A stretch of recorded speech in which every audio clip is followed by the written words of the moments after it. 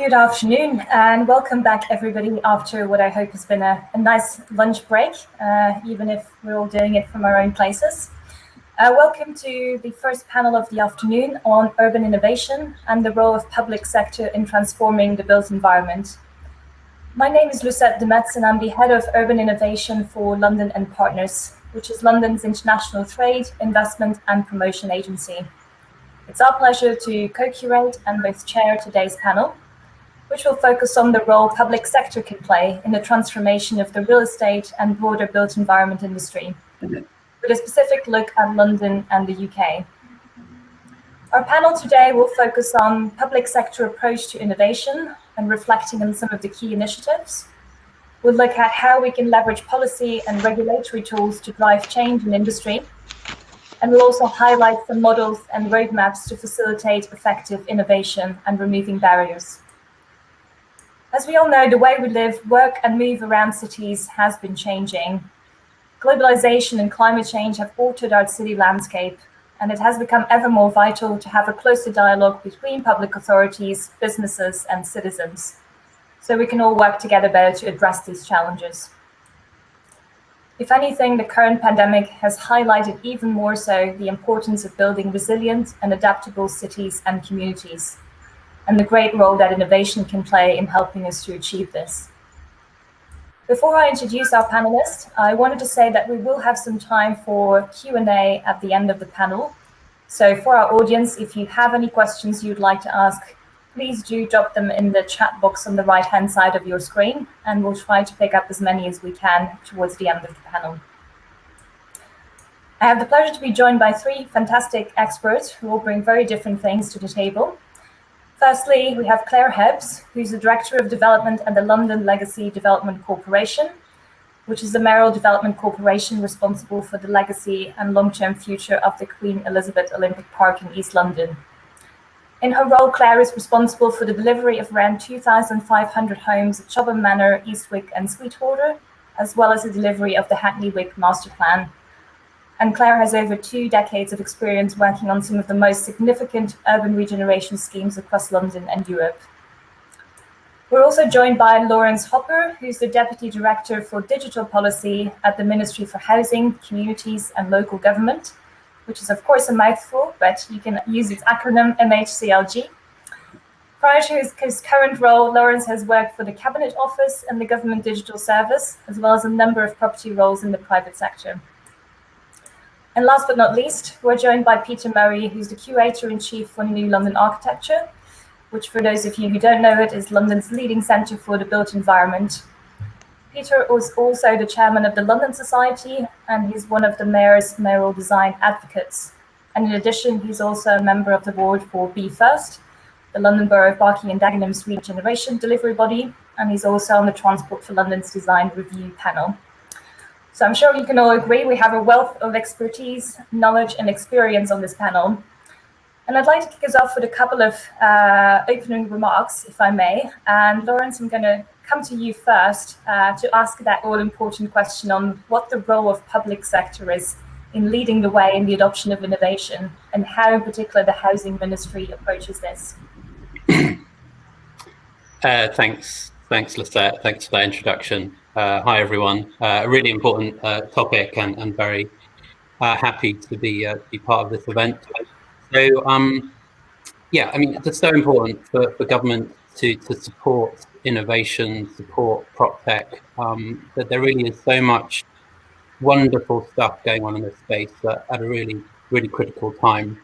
And government definitely needs to support prop tech innovation from idea stage through to fully fledged projects, new services, new companies, etc. We should use the full range of government levers, everything from helping to bring stakeholders together, help encourage and fund new projects, support good ideas. We need to get ministers, policymakers, get them excited by the potential, and help amplify these voices, amplify these ideas to help attract further investment, further support. And also, we really need to listen. The government needs to listen to what innovative companies are looking to achieve, help create a better environment for them to operate and grow. Plus, understanding what the barriers are to helping them to scale, whether it's policy, regulatory, legislative, cultural barriers, whatever it might be. For me, working in data and digital in central government, we really need to support the PropTech sector by making sure there's the data, there's the standards, there's the systems in place. There's some like raw material that's needed for companies to innovate and provide value add. I'm sure we'll touch on in this session a bit on the opportunity that the COVID pandemic has created in terms of pace of reform and enabling innovation. And working in data and digital, there are already lots of examples from the last 4 to 5 months of the sort of step change in behaviour and removal of barriers. Just this morning, I was reading a blog post published by Land Registry. It just came out about enabling digital signatures for transfer of ownership for property and mortgages. So, a small thing, but just if you're going to create an end-to-end service, then these sorts of changes make that possible. So it's just so important that government is open to making these sorts of changes, removing these barriers, and prioritising its interventions. Thanks so much, Lawrence, for kicking us off with some good thoughts around all the things that the ministry is doing. Claire is going to come to you next. You're obviously very much at the forefront of implementation in a very specific and relatively newly developed location in London, the Queen Elizabeth Olympic Park. What are or have been some of the ambitions and how are you realising them? Yeah, hi Lucette, and thank you for the introduction, and hello to everybody else out there. Yes, we are. We're incredibly lucky at the LLDC because we have an amazing asset of the Olympic Park, and in terms of supporting innovation at a very kind of obvious level, that is one of the key foundations of our contribution to innovation, and we very much see ourselves as a test bed. And simply having a lot of space, venues for sport, and obviously a large number of new homes gives us an amazing opportunity to start to introduce innovation, try out new technologies, and see how things go. I say become that test bed. And so some of the things that we've been supporting are innovations around mobility, autonomous vehicles, scooters, and down to things like monitoring bats. I discovered, having now worked at the Olympic Park, that bats are actually a key signifier of the health of an ecosystem, and if you can monitor the bats, it's actually effectively a proxy for monitoring the health of an ecosystem. And so all of these things, a huge range of opportunities at the park. But I think at a slightly more perhaps nuanced level, we're also able to support initiatives such as enterprise zones. And I think it's important that tech and innovation not only requires the kind of basics of somewhere to go and try things out, but it actually needs the right environment in which to survive. And the environment and the enterprise zones that we're supporting, there's two in our local area.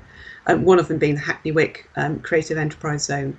They provide opportunities for much more affordable workspace, for creating networks, and for creating that much more inclusive kind of society, inclusive environment that people can work, they can share their ideas, and they can bring all of their ideas and innovations to fruition in a much more supportive and collaborative place. So it's very much that kind of two-layered approach of providing very practical support, but also getting the environment right and that much more underlying kind of social infrastructure in which innovation can thrive. Great, thanks so much, Claire. And obviously for those people who are perhaps less familiar with the Olympic Park, it isn't just a home to some amazing sporting venues that are legacy from the Games, but of course also the development of several new neighborhoods of housing, and soon becoming a very new cultural destination as well. And it is, of course, already home to Here East and Plexel, one of the key innovation locations in London. Peter, you may bring a sort of different and maybe broader perspective. You obviously lead a large network with actors across the built environment sector, both public and private sector. What are some of the trends and changes that you've seen in terms of innovation, particularly in some of the local governments perhaps, and what do you see as NLO's role in helping to drive this forward? Thank you very much, Lucette. Thanks for inviting me to speak. And I'd like to think that almost everything we do is focused on innovation, and all of it requires a positive response from the public sector as well as from politicians. So at NLA, we do lots of research into key issues relating to London, on increasing density in tall buildings, on our streets and how we will use them in the future, on factory-made housing, on the knowledge economy, and what that requires in terms of planning and new buildings. Arising out of our work on tall buildings, we've been campaigning since 2014 for the mayor to use a 3D digital model to support the planning system. And this is a key element in any smart city, and allows you not only to understand visual impact, but also physical impact on wind movement, sunlight, daylight, pollution, and people movement. So I'm glad to say the latest version of the London plan the mayor has agreed to take this on board. So I think smarter planning means better planning. We've looked at what changing technology will do to our streets. This research investigated the impact and opportunity of new mobility in London, looking at how we can promote street-based mobility solutions that are multimodal, socially inclusive, accessible, and environmentally sustainable. And of course, e-mobility is likely to increase faster than we thought as a result of COVID-19 and as a result of new government policies, which were actually just published yesterday. We've also researched delivery of factory-made homes in London as one of the key solutions to meeting housing demand, and homes constructed off-site can be built up to 30% more quickly than traditional methods, and with a potential 25% reduction in costs. And only last week, actually, the COVID-19 Housing Recovery Task Force set up by the mayor called for us to actively consider direct public investment in factory-made housing in partnership with boroughs, housing associations, and existing suppliers to engender market confidence and support London's wider economic recovery. And we've also studied London's knowledge economy, which of course is the epitome of innovation in everything it does. And we've explored the growth in knowledge-intensive industries across London, Oxford, and Cambridge, which we've called the Golden Triangle, and examined how the knowledge economy can be strengthened. And this is something that needs to be planned on a regional basis. And as we come out of the COVID-19 crisis, hopefully, and out of the European Union, the UK economy needs a really strong industrial strategy. And the knowledge economy, a key growth area in recent years, will face many of the challenges of the rest of the economy, not least the impact of the pandemic on our universities. But it will remain a key driver of growth. And things like vaccine development as just one of the innovations that are vital to creating a safer world in the future. So the Golden Triangle includes the strongest biosciences cluster in Europe, studying digital health, artificial intelligence, healthcare, neuroscience, and it contains the greatest concentration of top universities in the world, as well as clusters of global tech companies. So this world-class innovation ecosystem is key to harnessing transformative technologies to support the London economy and indeed the whole UK economy in the post-COVID environment. Thank you. Thank you, Peter. Also, fantastic opening remarks to set us out on a further discussion around this topic. I think we've already heard from the Housing Ministry around some of the broader policy work. We've heard from Claire around the fantastic job on the Olympic Park, and of course Peter, a broader view on the knowledge economy and the role of innovation in London. Just wanted to delve into a couple of topics in more detail, and Lawrence, I might come back to you first.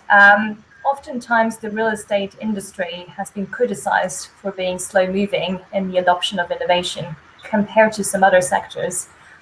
We are still starting to see some change, but I guess it'd be good to reflect on what are some of the main barriers and how can public sector perhaps play a role in changing this and accelerating the innovation. Yeah, thanks. Well, obviously I'm speaking from a fast-moving central government here, but yeah, there's obviously been a tendency for a small number of large companies to sometimes dominate the market across different parts of the space, and we haven't always had the diverse, resilient, and innovative sector that we want. We need to help SMEs to get a more stable foothold in the market, for sure, to increase competition, enable more innovation. The public sector will have a huge role to play in terms of encouraging a more diverse and innovative market. And just touching on what I said in my previous answer, that we have to remove barriers, policy, regulation, etc. There's still a number of areas where we don't have a sufficiently sort of pro-innovation set of policies to encourage that productivity and that growth and that value add that we want to see. Everything from encouraging the use of data and digital, which is my bias, but I think it's particularly obviously important at the moment, or we recognise it as such. Using data and digital to allow companies to better know their customers, to enabling digital as a way to conduct business rather than insisting on face-to-face, enabling community engagement on property development, to improve that engagement using digital channels. And I'll just touch on data as well. The property and planning markets have many of the facets that we associate with markets that need reform. Lack of access to high quality data, information asymmetries, data trapped in PDF documents, data trapped in legacy software. So one of the focuses of some of the teams I manage in MHCLG, we have a digital land team, and their focus is just unlocking that data, and that's the raw material for PropTech companies to use. So yeah, that's just a brief snapshot of some of the barriers and the ways of solving them. Great, thanks, Lawrence. And just wanted to see as well, do you, as at the Housing Ministry, feel that you also can use policy or regulatory tools to help some of that change across the industry? Yeah, I mean, it's massive. I mean, there's just, we're quite proud of the fact that since Government Digital Service came along, we have a sort of digital by default mindset and mantra. But in practice, there are a whole series of upstream blockers that steer certain behaviour and prevent, at times, the sort of innovation and at-scale innovation that we want to see. So yes, we can do more in terms of amplifying voices and funding, etc. But sometimes, until we have that pro-innovation set of policies and regulations, some of which have been temporarily and now permanently put to one side because of COVID, and I mentioned just the land roads example is just one, but we need to definitely do more of that to see the at-scale innovation that we want to see. Thanks, Lawrence. And Claire, how does that resonate with you? You're obviously a slightly different institution to a national ministry, but what have you seen in terms of kind of barriers or opportunities that a mayoral development corporation has that maybe private sector doesn't? Yeah, I think one of the interesting positions of being a mayoral development corporation is that we can be both a deliverer but also a facilitator. And we have a large amount of development which is really under our direct control. And so when it comes to innovation, those are areas that we can start to directly implement ideas. We obviously also, as I've mentioned before, actually have space to try things out. And importantly, the timescales. I think one of the really peculiar things around development is that you go through a period at the beginning where everything's possible and all innovation can come in, and very quickly you get to a point where actually you're designing and then you're delivering, and it's not possible to incorporate anything else.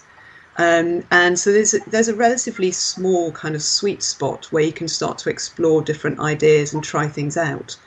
Because we're there for the long term in some form or another, it actually makes it gives a much more flexible approach to trying things out.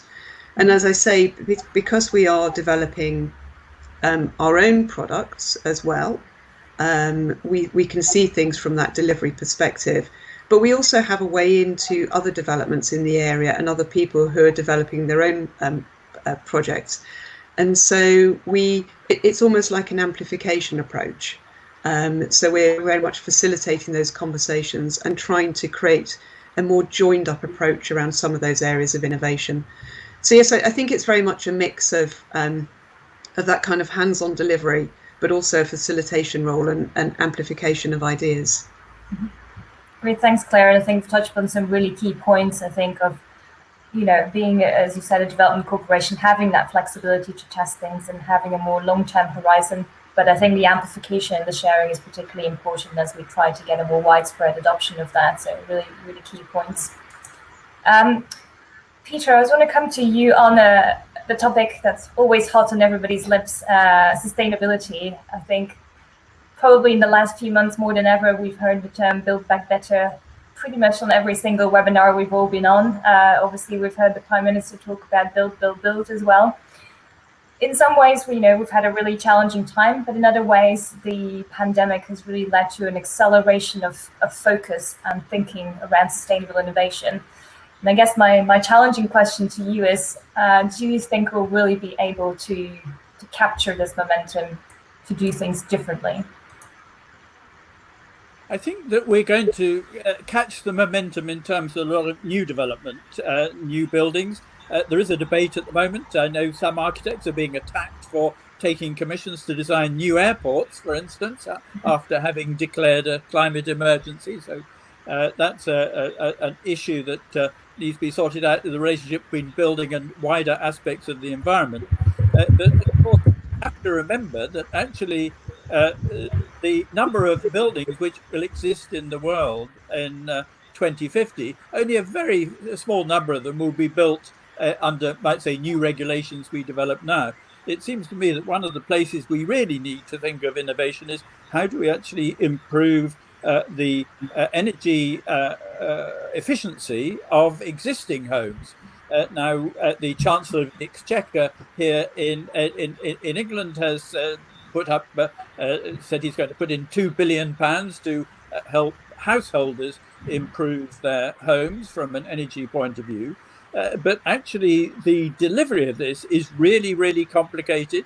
It does create a lot of jobs for the economy, but having the disruption it causes to families to do their work, the efficiency of what is done, in the end, the quality with which it is done is actually very difficult to ensure you get the results that you want at the end after spending a lot of money. So I think that if we're going to really shift the way we deal with energy consumption, CO2 emissions, all that sort of thing related to the built environment, the real innovation needs to come in how we deal with older buildings and how we make them work better. Yeah, thanks, Peter. Again, some really important points that we often forget. It's much easier to build something new to certain standards than to retrofit what we have. So I think I fully agree with you that retrofit is our biggest challenge, both in the residential as well as in the commercial space. To some degree, that might be music to the ears of some of our tech innovators that are on this platform and who may well have good solutions, but also looking at materials and other aspects. For the UK to meet its net zero target, we definitely do have some long way to go.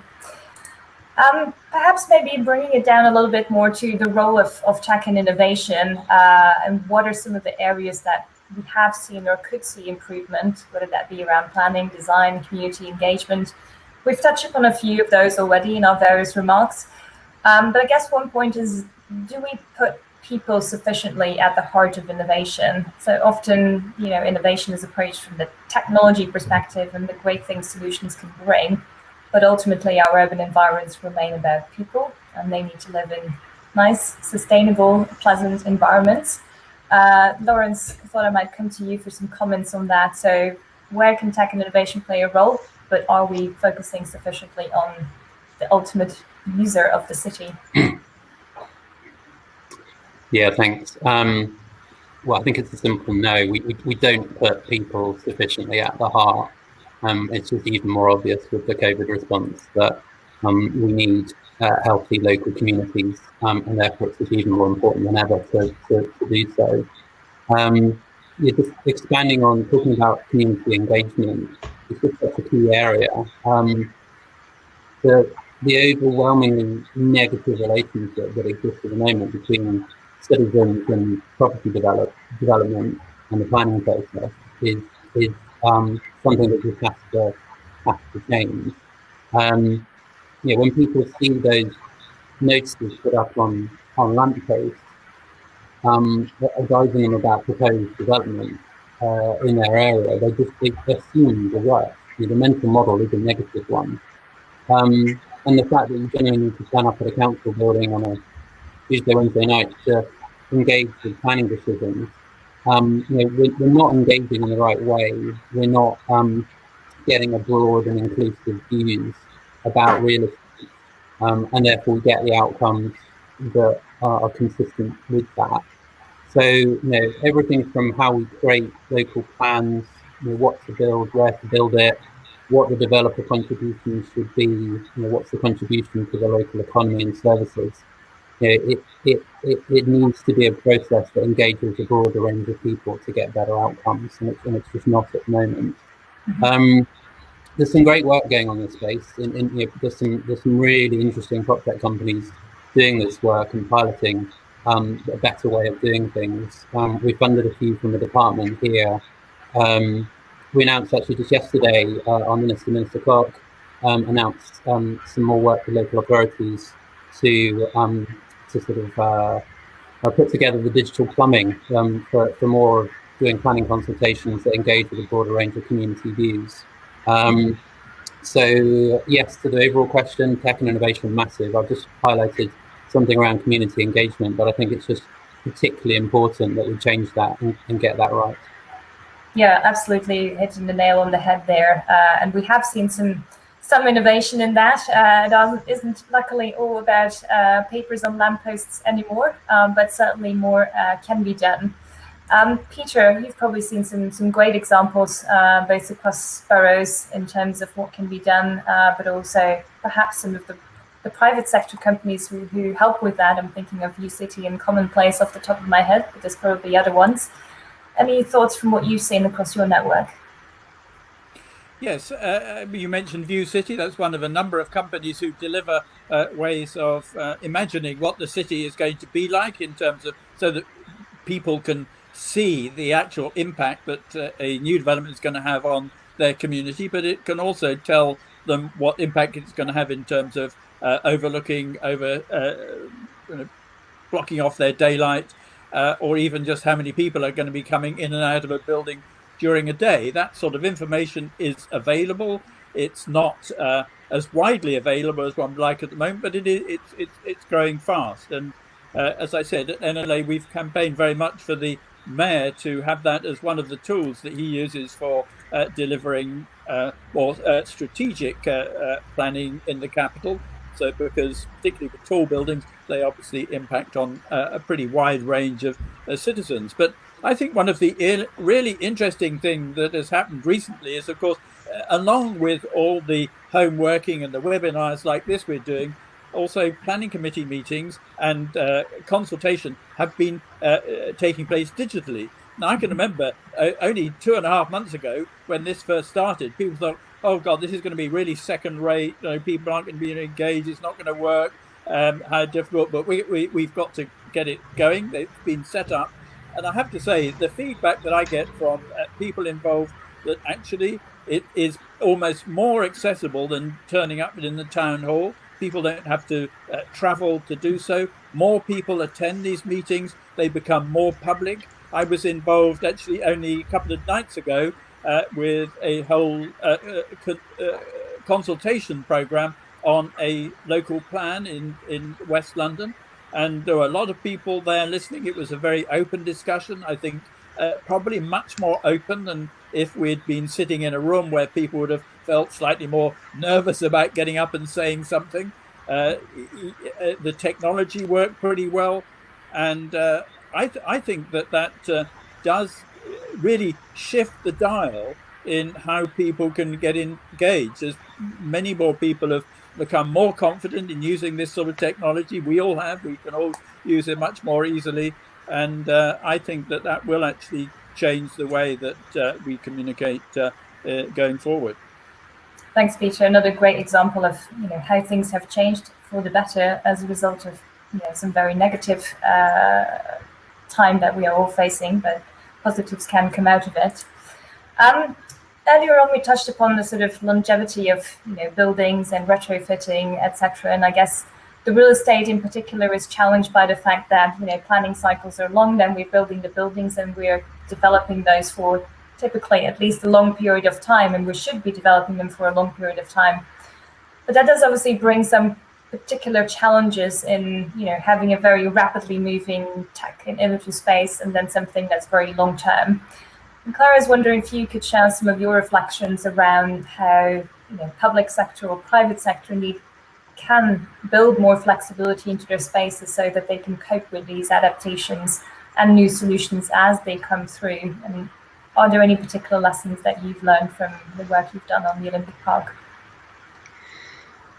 Yeah, I think one of the roles here that the public sector can play is a more joined up approach, particularly around the infrastructure piece and standards. One of the challenges with implementing any new technology, and everybody always goes back to the videotape analogy, isn't it? Betamax and VHS, is you kind of you always end up with a choice. There are several systems, and you can go with it, or several ways, communications protocols, and there's often no clear route through. And I think being able to test things and analyze things, but also try to adopt some form of a standard approach, it is a role that we can play, which then allows others to build on that or take that example. I mean, that there are good examples even just in using in collecting data, which I know Lawrence was talking about at the beginning of this session. Collecting data in the same way, for example, for the London Data Store, effectively means that people that data is much more use. Whereas if we're all collecting data in different forms, it's very difficult to manage and actually to take best advantage of all of that.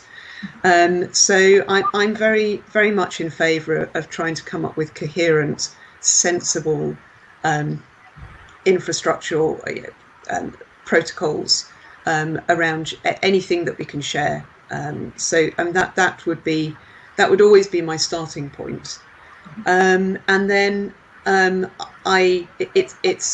it's my kind of true belief we should just invest in our public realm more. And that's both from a technology point of view and actually just from the point of view of the spaces, because that's where a lot of this is held. And if we can get the spaces right and the infrastructure within those spaces right, then again, that's about building that firm foundation. And the buildings can come and go, things will change around it, but it is all about getting that network right in the first place.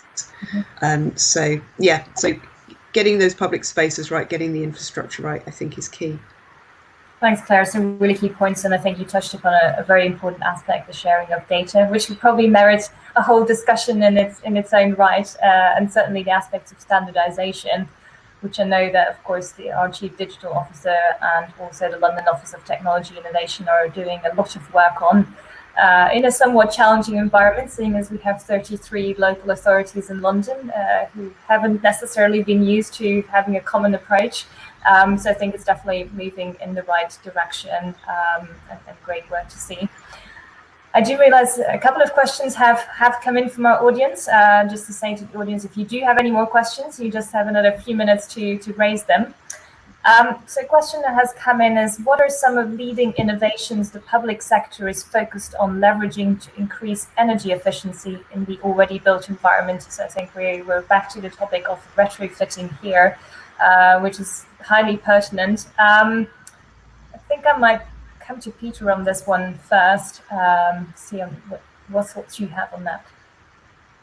Well, I would say it's not very innovative, but I think that the answer is to throw money at it, basically, is because it is actually very difficult to convince normal householders to invest, even if they can, to invest in the sort of work that needs to be done. So I think it does need public sector support to deliver that, and to ideally, if they can, to actually put, for instance, streets together so that you can actually do similar homes at a similar time, so that you get benefits of quantity in terms of delivering change, and also improve technical performance of workers. And upskilling workers is going to be an important part of this. The British government reckons there's jobs for about 100,000 people in the UK alone to deliver this, but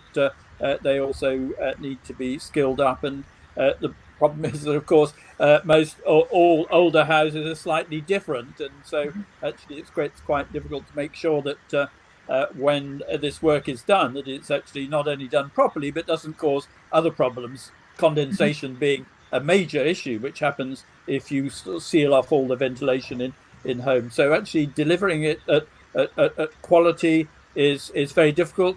One of the nicest bits of innovation that I saw, I was judging a competition not long ago where somebody has invented a series of little robots which will go under floorboards to put insulation in all the right places, which seemed to me a pretty nice little innovative and rather sort of friendly solution to delivering at least part of that change. But I think it's if it's innovative for governments to give money, then I think that's the innovation. Give money to make sure people do it. Mm-hmm. I think the underfloor robots, they're right up there with the bats question, I think. But a very good point, and I think Peter well made that we do need more funding to be able to achieve that. And I was actually on another discussion yesterday when I was hearing about some of the great work the Green Finance Institute have been doing in this respect. So that might be another one to look out for our audience as well, particularly around retrofit. Lawrence, I wasn't sure if you wanted to come in with some other thoughts on that. No. I think Peter's answered it very well. I say I will just add on the people-centric piece. It's always more complicated than we think when we look at the individual kind of innovations. And we look at trying to reduce light, electricity consumption through lights. So we've put very large windows in. And now people are saying, well, the windows are too large and I don't get privacy, and it gets too hot because the sun streams in. And so I think with all of these, I think we have to look at them in a really holistic way to see how it affects how people live through a year or through 2, 3, 4 years. And it's then when we start to really understand how these innovations really start to work, both positively and negatively. So always more complicated, and people are complicated. That is very true. I'm mindful we're about sort of 2 minutes away from close, so I'm going to ask our panelists each to give their 30 seconds on what do they think the biggest change will be in the built environment in a post-COVID world. And you literally do only have 30 seconds. Claire, do you want to start? Yes, I've been on a couple of panels on this. I think people will have many more connections locally. And actually, I think that's a really positive thing. So for me, it's about local connections and that kind of smaller scale community, as well as simply the commute into town, which we all do. Yeah. Lawrence? Completely agree with what Claire said. I mean, I think there's more of a focus on new ideas, on pace. To use Peter's phrase from earlier, we have shifted the dial in thinking about innovation, how we can come together, share data, people-centered approach. It really has been a step change in behaviour and openness and hopefully innovation and growth in things like tech companies. So I think it's bottling that and keeping it working. Thanks, Lawrence. Peter, for the last 30 seconds.